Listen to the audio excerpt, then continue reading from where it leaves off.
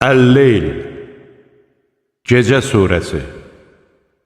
Mərhəmətli və rəhimli Allahın adı ilə.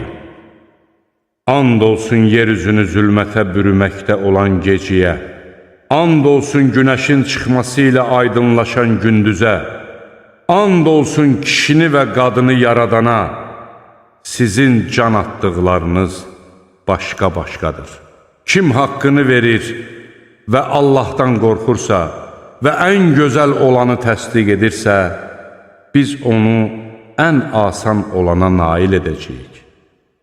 Kim də xəsislik edərək Rəbbinə ehtiyacı olmadığını güman edirsə və ən gözəl olanı yalan hesab edirsə, biz onun üstünə ən çətin olanı yükləyəcəyik.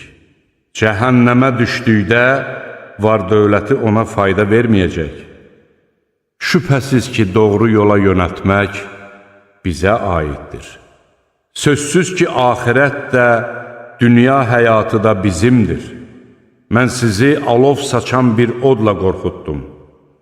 Ona ancaq ən bədbəxt kimsə girər. O kimsə ki, haqqı yalan sayır və ondan üz döndərir. Allahdan ən çox qorxan isə o oddan uzaqlaşdırılar.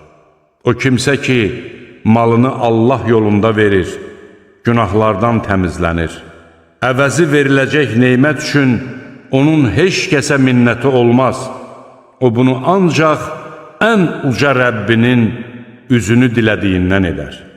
O, mütləq razı qalacaqdır.